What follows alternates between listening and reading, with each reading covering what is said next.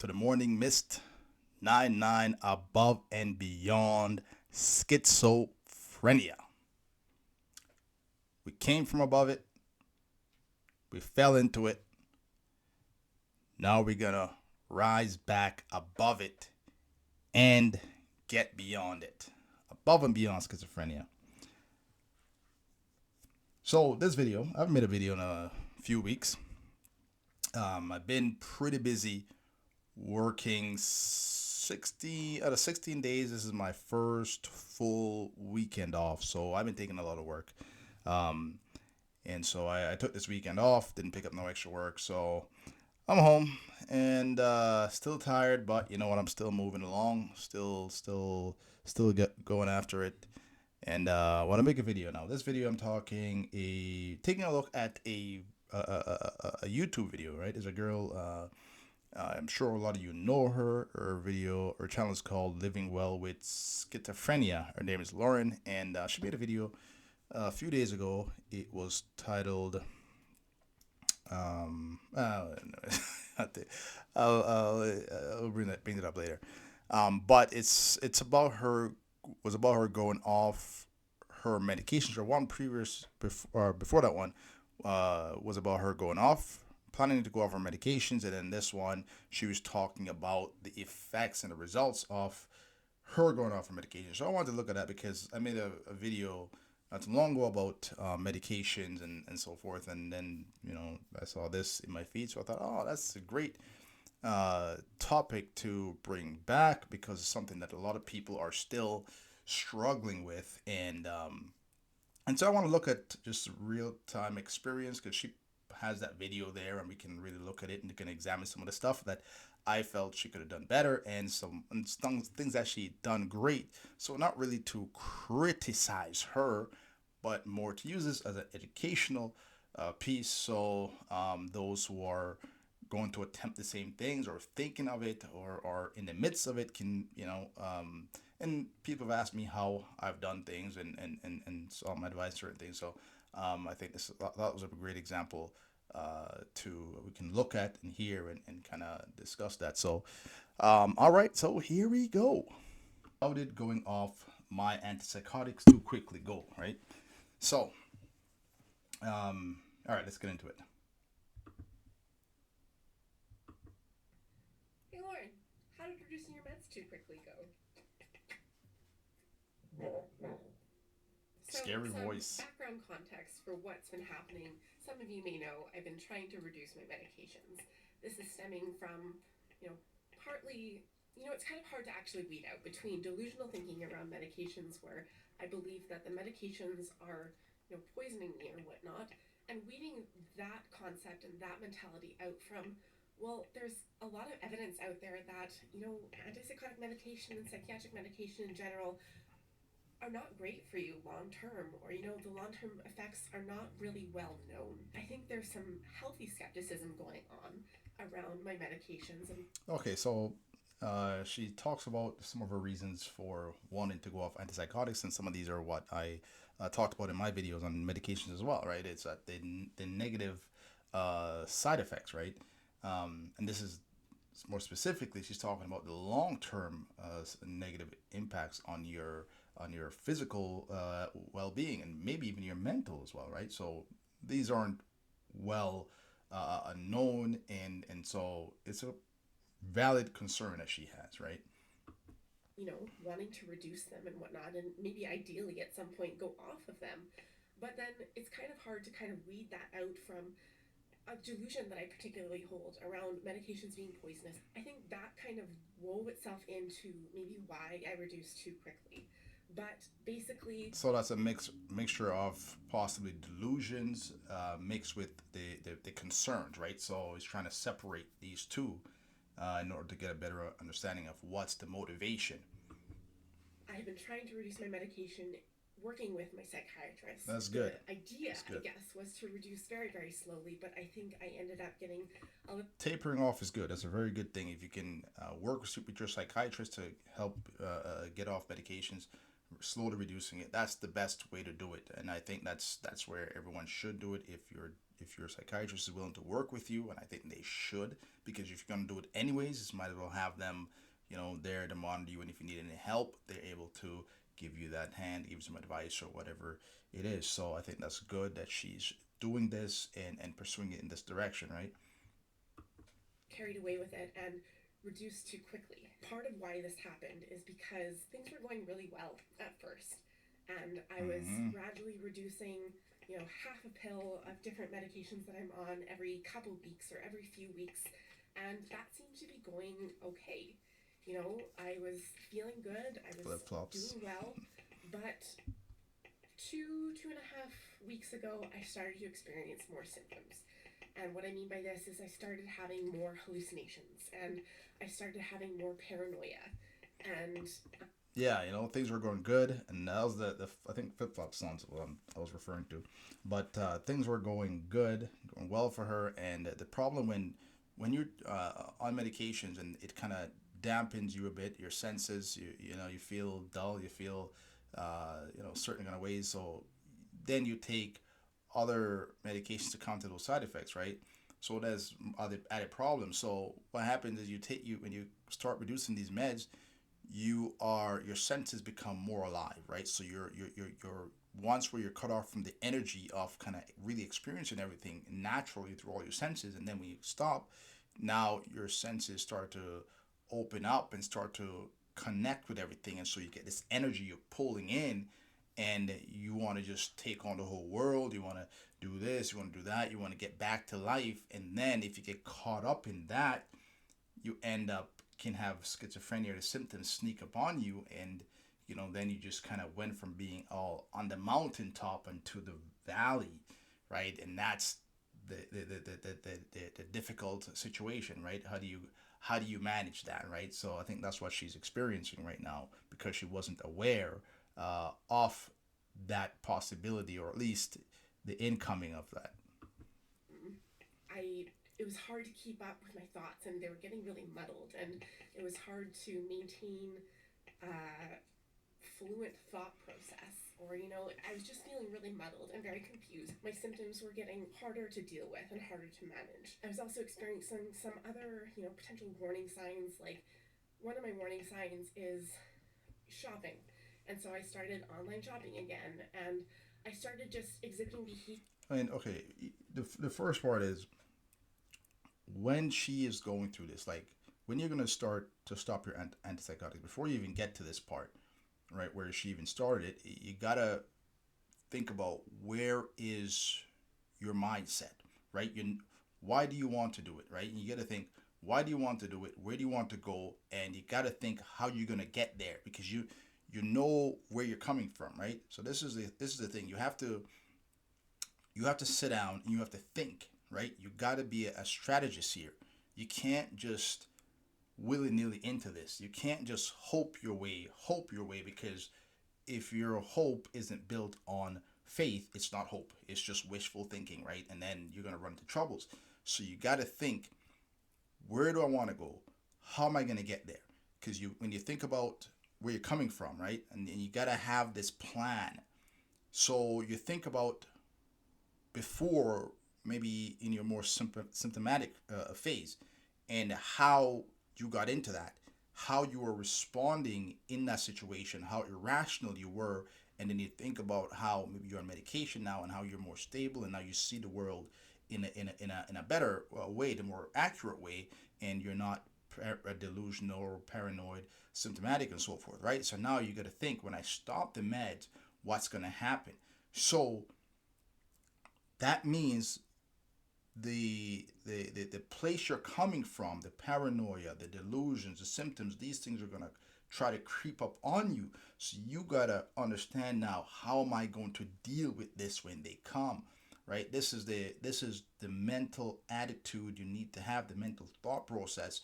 Because if you just go and willy nilly your way into this, you're gonna crash, right? And I think that's what happened. She had that highs where you feel this energy, you feel good because you're stopping your meds, your senses are alive, and you're feeling everything again. But when things come, the pressure comes, it's gonna come maybe for your mood, and it's gonna just drag you down, and all this is gonna open you up for more attacks, right? So I don't know what kind of plan she had in place, but that's something that needs to be in place. You need to think. You need to think about how you're gonna handle these pressures when they come. Like right now, she saw talking about she had warning signs, right? So if you're going this way and you see these signs that's telling you danger up ahead, captivity up ahead, enemy up ahead, right? You can't just continue in that direction. If you're serious about this, you gotta take note of that. You gotta act, right? You can't wait till the enemy jumps out and becomes more difficult to handle. So you have to have a plan. You gotta if it's a warning sign, then prepare yourself. If you're gonna go, if continuing in this direction is a way that leads you down towards a more symptomatic experience and you want to stop, right? Find something more productive to do, right? But you still know you're moving forward, and it's a sign that there's trouble ahead. So you got to prep yourself and you got to keep walking. And when things come, you shouldn't be surprised. Now you already acted, right? You're thinking of what you're going to do and planning things out. So when it comes, you're going to respond to it in a way that that's meaningful, that's positive, that's right, rather than continuing down the downward spiral. So I think this is where maybe she never had figured out, right? Rather than just stopping the meds and try to just, see how it goes. Well, you know how the story goes. You're going to get symptoms, you're going to react, you're going to fall, you're going to get just spiral worse and worse. That's the story, that's the history, but your past is there to inform you, right? You can learn from your past mistakes and where you're coming from so you can make better decisions going forward, right? So that's why we have those experiences, right? And when we want to get beyond them, we can draw from them, we can learn from them. So yeah, I think that's what maybe she could have done better, was have a better plan in place and realize that it's a mental issue, not just a physical issue, right? It's on a different level. So you can't just hope the medication works and you tiptoe forward and then nothing happens. No, something is likely going to happen based on your history. There's that were kind of elusive in nature, which is one of my primary warning signs that things aren't going very well. And so I was kind of ignoring some of these warning signs, or maybe just being blissfully ignorant of them, thinking that, things were still going really well and that I could just continue with the rate of reduction that I was doing in terms of reducing my medication. However, the symptoms started getting really, really bad about a week ago. I think it's important to mention as well that we were going through some stressors in life. My family got COVID about a month ago, and that was a really, really stressful thing for us all to go through. And so perhaps that in conjunction with just the stress that goes along with reducing medications, Hmm. kind of maybe led to an exacerbation. Is that a word? I don't think so. I don't know, That's not whatever. a word. But it led to the exacerbation of my symptoms. And so things were getting a little rough with symptoms and whatnot. And then this past weekend, I also had a bit of relationship conflict. So Rob and I were, fighting about this or that or whatever. But I think that also kind of exacerbated. And another thing is, if you're going in this direction, right? There's gonna be the symptoms are going to produce stress, right? And you have to know how to deal with the stress, right? But because what stress does is it's like it's an attack, right? And it tries to break down your defenses, right? But if you can hold the line, you build up tolerance to that stress, right? But if you allow it to affect you in a way that's negative, then yeah, it breaks down your defenses, right? And then you kind of lose out. But now you got other stressors, or family got COVID, right? So you got physical illness coming in. So how you manage these things are very important. Then you have relationship conflict, and I could tell the way she says this. Me and Rob got in a fight or whatever. It's not whatever. this is a very serious and important situation, right? Because it's not just what's up here that matters and how you handle it. It's how you handle the stuff out there, right? Because they feed off each other, right? There's a quote I heard, and I'm not sure if I'm going to say this right, but it says, maybe I'll find it and put it in the description box later, but it says something like, when you really desire something, I'm not sure. When you really want something, the whole universe conspires along with you, or something like that, right? So the whole universe works to give you what you want, right? When you have a determination for something, you have your mindset for something, and that is important. Because I believe that's true in some sense, right? And I think when you want to go, and I said this before, if you want good, you don't say you want good. Don't say you want to make a positive change. Don't say you want to accomplish anything if you don't want any struggles.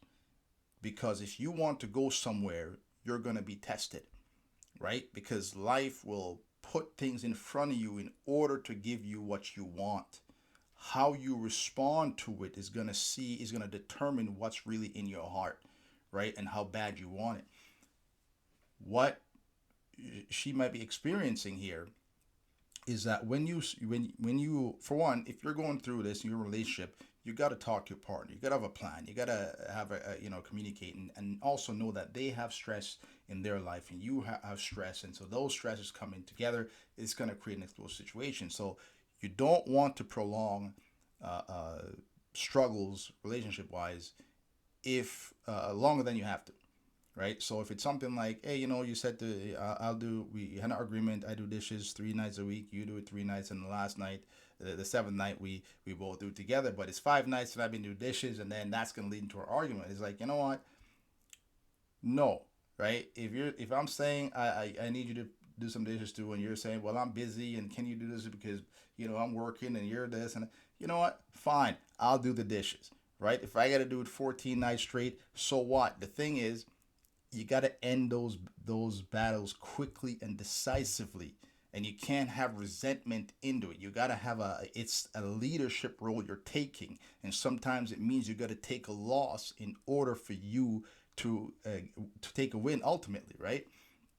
So I think there's got to be that communication, and then you got to have that plan, because sometimes you gotta understand that this is can be something that works for you or against you, right? So depending on how you deal with these other stressors, it actually helps overcome what's going on in the mind. This is a way for you to elevate yourself, elevate your mind, because schizophrenia tries to affect your relationships. It affects your own mental well-being, obviously your physical health too, if you can, right? And so you have to take these other stressors and use them to elevate yourself.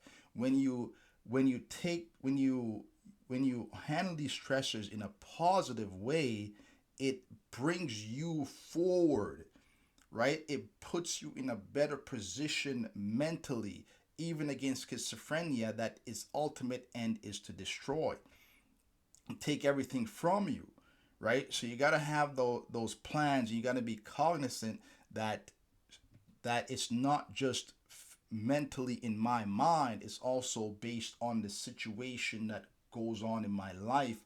How I respond to those affects up here as well, whether it goes good or whether it goes bad. So battles that you can end quickly and decisively in relationships, end them, even if it means taking a loss, because the goal, this isn't the goal, right? This figuring out who do dishes or who do this or whatever these things, that's not it. That's not the goal, right? Your goal is beyond that, right? So don't waste time in these silly little struggles.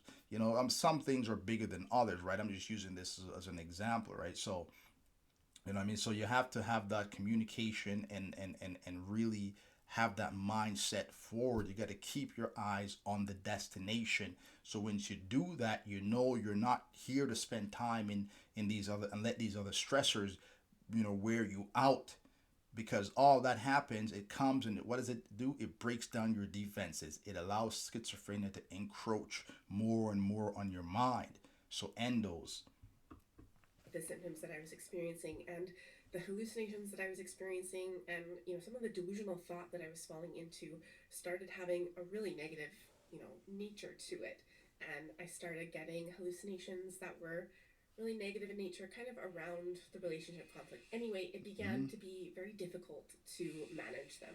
And so Friday night, so after my It's a lot of letting go. When you're dealing with schizophrenia and you're going on the road to recovery, it's a lot of letting go. You can't be holding on to things. You can't be holding on to unnecessary things that are burdens, that are weights. So it's learning to let go, man. It's learning to let go, and a lot of things try to hold on to you. You understand? Try to hold on, try to get you to hold on. These little stressors. There's somebody says something and it's just stirring in your mind and playing, and you think, no, let it go. Let it go. A lot of these things is just, the paranoid thoughts. They come and they try to stir within your mind, and you try to play, and they're trying to play. Drop them. So sometimes it means you got to move towards the paranoia, right? The things where you're distrusting somebody or whatever the heck it is. You the stress is necessary. You don't want too much of it at once, right? But you need the stress. And a lot of times people think that the stress is the problem. It's like, no, the stress is letting you know that you're onto something. You're moving in the right direction. So don't break, right? You just gotta, because if you wanna build muscle, you go to the gym, you wanna build muscle, you gotta stress the muscle you're trying to build, right? It's got to tear, it's got to repair, and rebuild itself. So you got to stress it, right? If you want to build your endurance, you got to run, you got to hit your ceiling, you got to be tired, and you got to go beyond that. Whatever aerobic exercise you're doing, you have to reach a point where it's difficult, it's struggle, and you push beyond that. That's how you break through your ceiling. But if the stress is gonna make you shrink or leads you into a negative response, then you're not winning there. You got to face the stress and you got to handle it in a positive way. That's how you build up that resistance. That's how the muscles get stronger, right? That's how you deal with it. psychiatrist's office was closed for the week.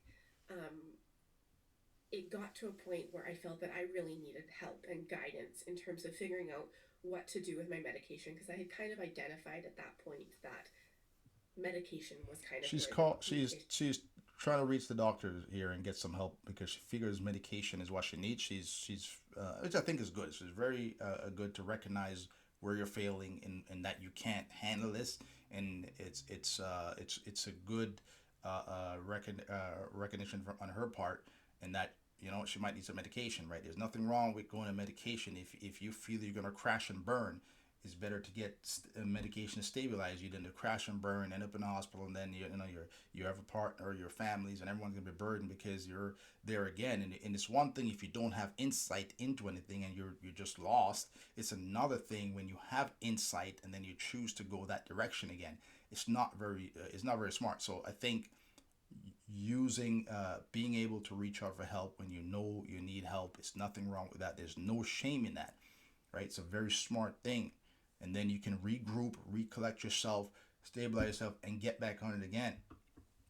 was. And so my psychiatrist had actually instructed me to call a mobile crisis team if ever this, problems came up like this when it was after his hours.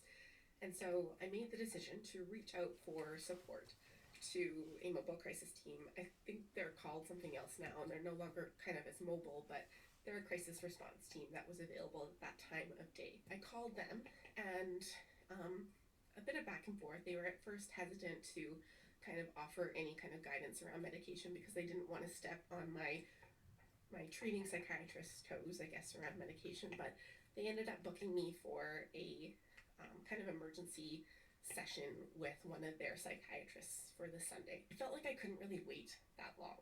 And so I made the decision to just increase my antipsychotic that I was on a little bit Friday night. And By the time Sunday morning rolled around, I was feeling like I was a lot more stable and kind of able to handle things. And so I decided to cancel the emergency appointment with the other psychiatrist. Now, there's something here that it's I said having that medication to fall back on and to use when things go wrong is a good thing, right? But there's also a negative effect of having that, right? Because it's a safety net, and that's good. But when you have that to depend on, it takes away something from you, right? Or at least it potentially has that power, right? It's different when you don't have any safety net, right? And failure is not an option. It's a different mentality, right? When I was going through this, I reached the point of I wanted to off myself, right? And it's from that place, because once your mind goes somewhere, you can, if you get up out of there, you can always fall back there, right? It becomes easier for your mind to fall back into that place, because it's a place it's aware of. It is a path it took there, right? So that it remembers it. So for me, when I got pulled out of that place, or I climbed out of it, I knew one more step backwards, I'll be right back there, and below that was death, right? That's as low as you can fall, right? That's the edge of life itself. You know what I mean? So for me, I couldn't have that happen, right? And I did not have that trust with doctors and therapists and all that, family, people I can talk and I can trust to, I can talk to and trust. And medication was, I took that for a bit, but when I went to, I would already, even before I started medication, I was already taking back my life. But so when I stopped medication, it didn't, my mindset didn't change. But at the same time, I could not fall back into psychosis. There was nowhere for me to go unless I wanted to die, right? So medication, like I said, it didn't help me. It was no safety net. But I could, there was nothing I could look to, even if I wanted to, right? I couldn't fall back into psychosis because I would go back to, I would die, right? So I didn't have the leisure, if I could call it that, to allow psychosis to push me back to where the symptoms took control, right? When you have medications as something that you can always turn to, it's like your mind kind of looks at that as something that's a, it's almost feel relieved, right? Because it's an option to help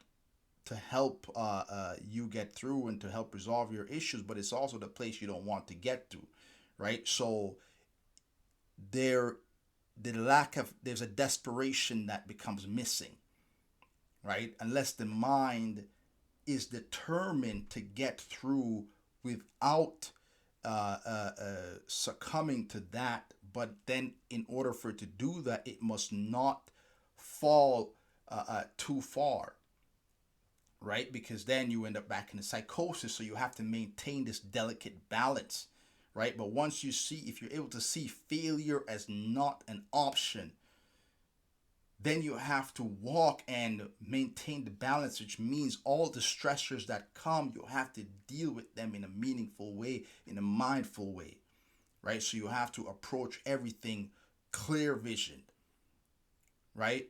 You have to be able to take the paranoia and the fears and all these things and inspect them, separate them from yourself and reason through them, right? Take their power away instead of allowing them to become one with you.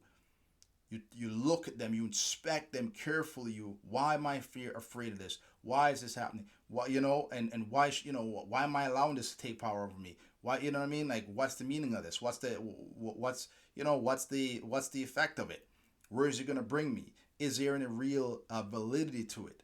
Right? And then you cast it away. Once you take the power of it, you say, why am I carrying it? Toss it away. Move through it.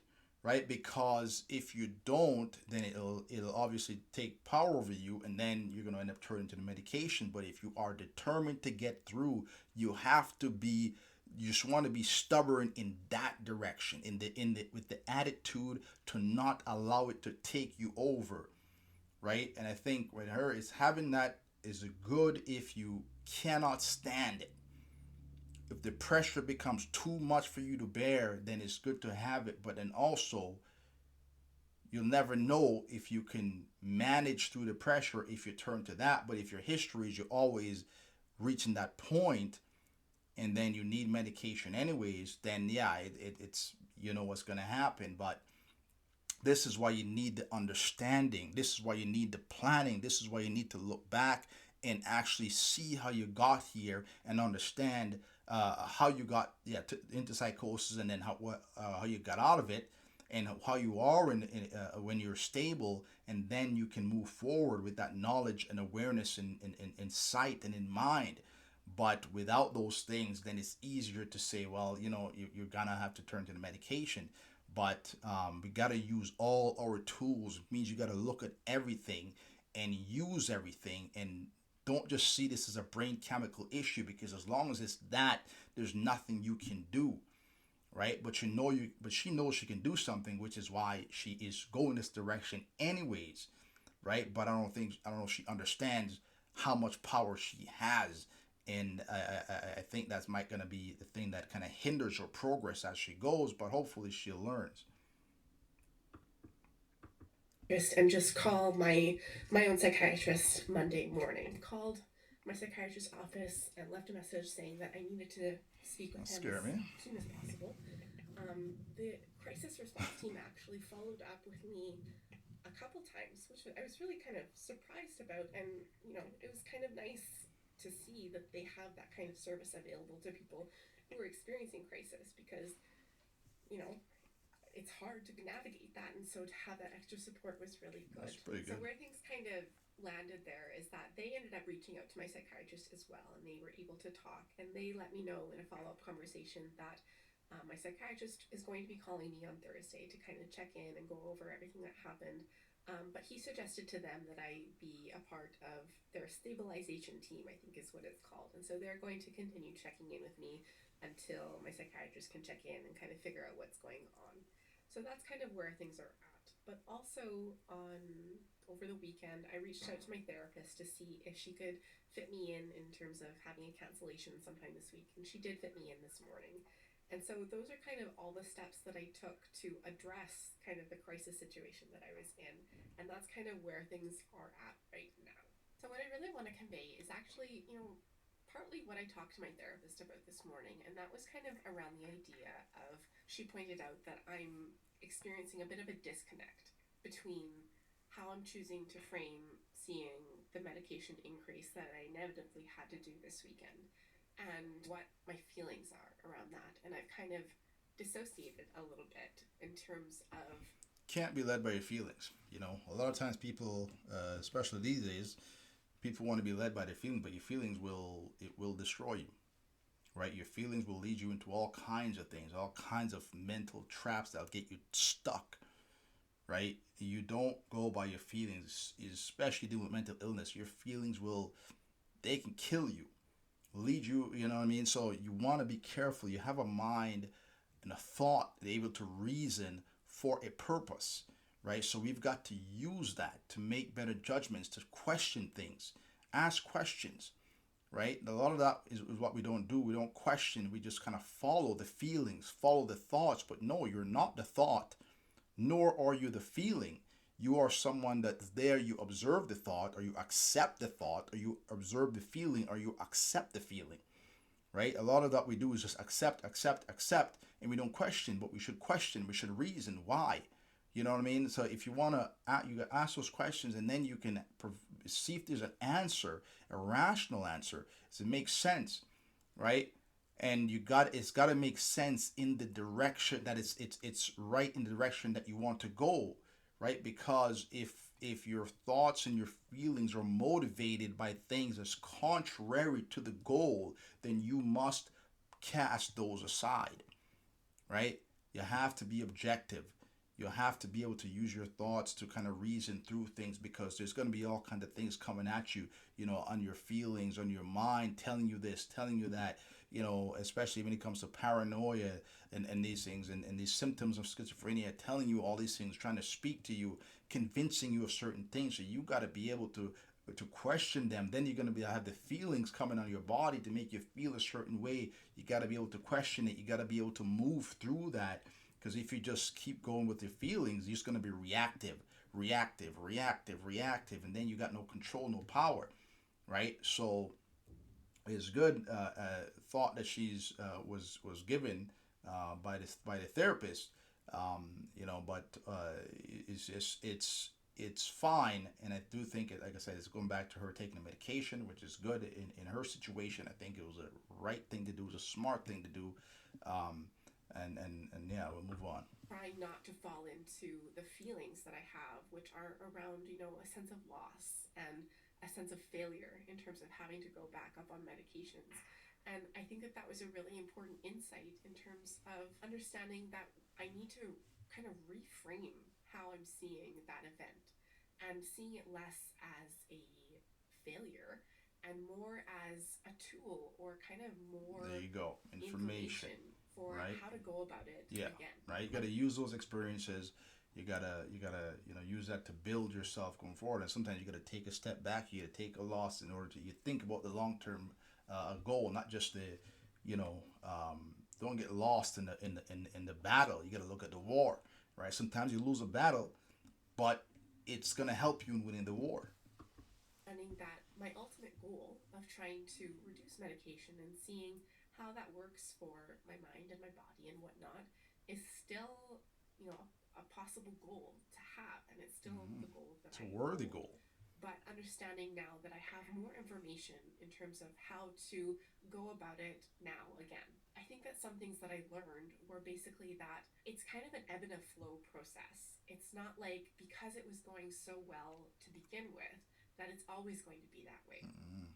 I think you kind of always have to take into account stressors in your life or Mm-hmm. how your body is responding to Mm-hmm. different reductions in the medication or, Yeah, if all you're that if kind you're of stuff. somebody who's on like different medications, right? You take antipsychotics and you take other medications to deal with the side effects of the antipsychotics.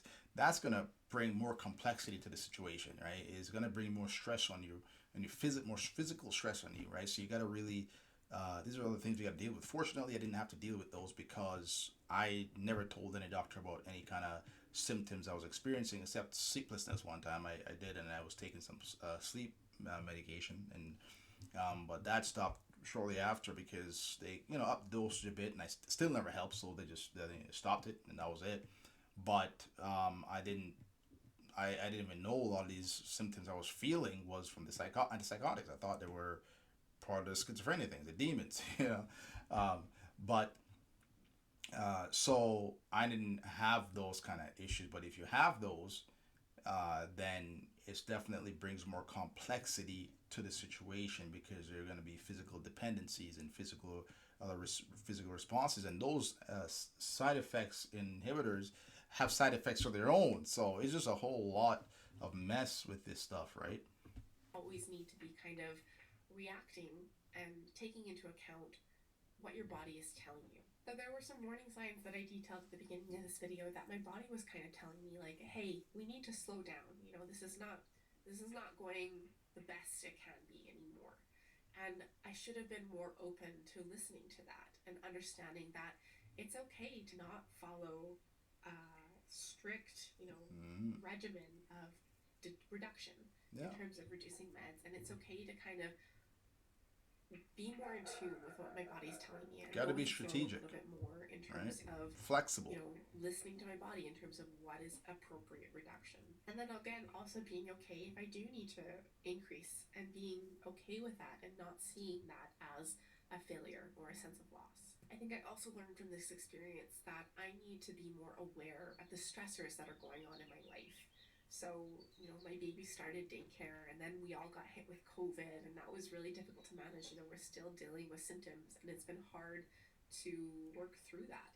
And so understanding that other stressors in life are going to have an impact on how I'm experiencing symptoms and whatnot too. Factoring that in, I guess, to my medication regimen is important as well. Another thing that came up in therapy is around my relationship with my psychiatrist. So, I'm always telling people that I'm working very closely with my psychiatrist in terms of navigating this reduction. But I think something that I kind of became aware of talking with my therapist this morning was that I haven't had the most open communication with with my psychiatrist. I think I'm gonna stop the video right there, but I think she just goes on to pretty much sum everything up, and with this, she wants to be more open and transparent with the psychiatrist, and so that rather than just pretending everything's okay, just really open the conversation up and be more transparent, which is good. And also, she's not telling people to go off their medications because she's doing it. She's just talking about how just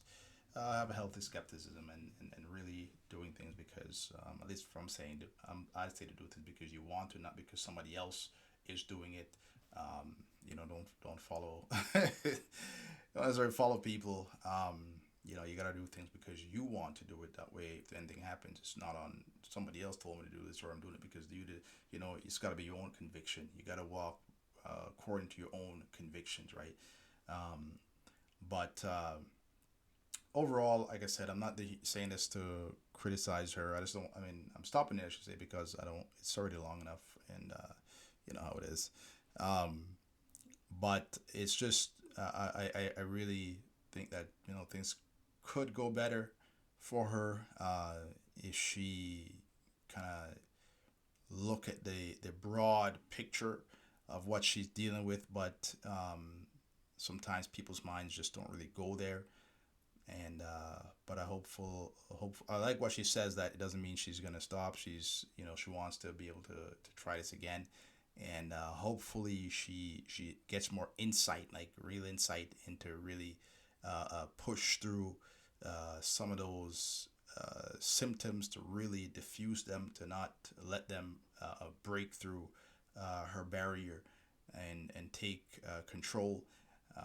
But if she goes in there with this similar mindset, and not much understanding of what planning and understanding what's happening, then I fear she's going to end up right back here again. Hopefully, I am wrong, and but